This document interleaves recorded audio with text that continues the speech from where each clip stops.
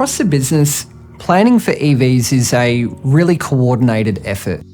They're a really big battery on wheels, and with a really big battery requires more and more power to charge that battery up. Traditionally, our networks and our assets were built to typically manage one-way power flow, and they were built to power homes.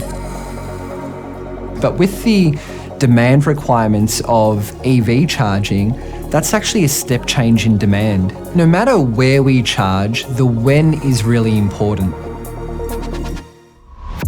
So if you all of a sudden started plugging in your electric vehicle during that peak time, it would become harder and harder for the grid to handle that.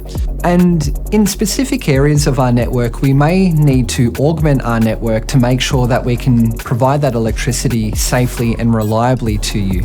But we want to find smarter and more efficient ways of doing that. And that's why we're working on some really exciting trials.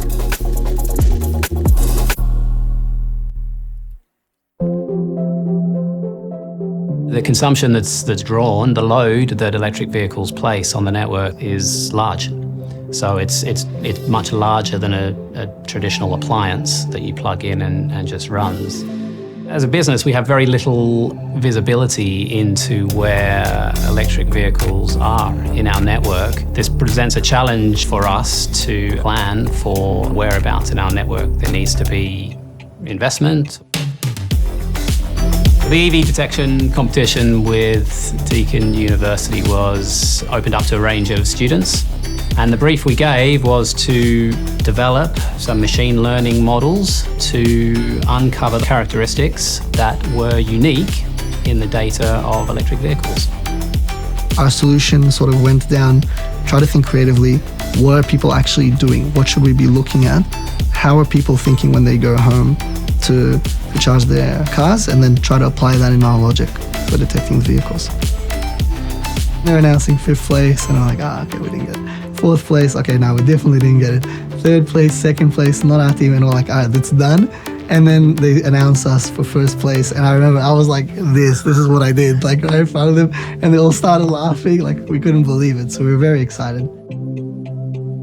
One of the things that I think is most beneficial, both from a research perspective, academic perspective, but also for our students, is to work on actual live problems. And then also to really feel not only that they're addressing the problem, but actually making a contribution to the broader societal issue that we're facing here was a fantastic opportunity. We're optimizing our customer connections processes. We're listening very closely to our customer feedback. We're partaking in a range of EV trials, and we're preparing our future-ready systems to ensure that we can enable a sustainable rollout of EVs. I could imagine in 20 years' time, we'll be on the road and actually pointing out the petrol car the same way that we today point out the EV on the road.